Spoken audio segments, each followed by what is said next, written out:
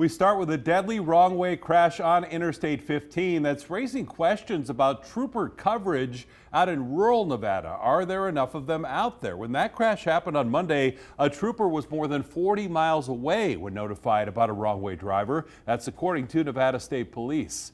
The department says a minivan driver heading north in the southbound lanes near the Valley of Fire crashed head-on into a semi-truck and died. Good evening, everyone. I'm Jim Snyder. And I'm Latoya Silman. News 3 tonight digging deeper into the deadly crash and also questioning that response time.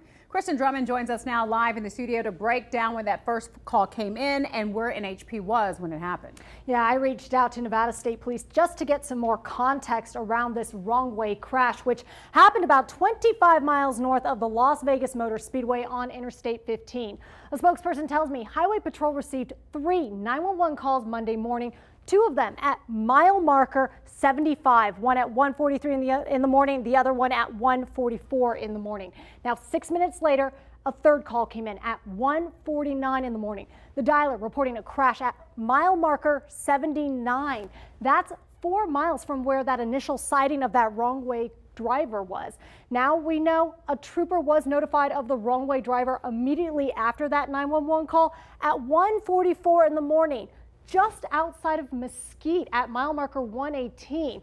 That's more than 40 miles away. NHP says the trooper arrived at the crash site here at 2:16 in the morning.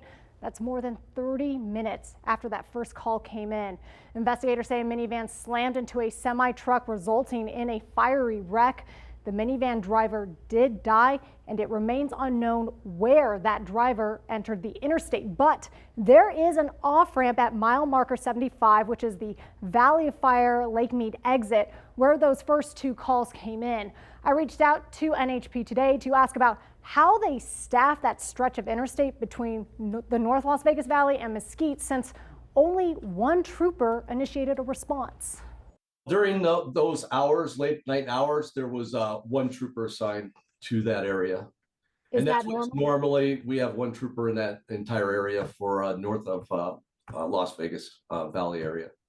Why only 1 trooper?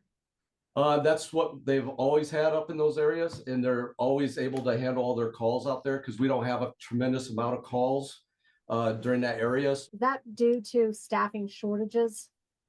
We've always had, like, during those shifts, we usually have 1, possibly maybe on swing shift, we might have 2.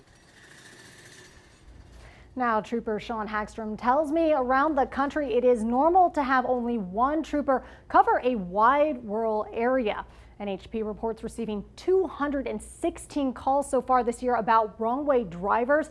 That is averaging out to almost 2 per day statewide. But also, you got to keep in mind, Jim and Latoya, some of those may be multiple calls about an incident that is happening.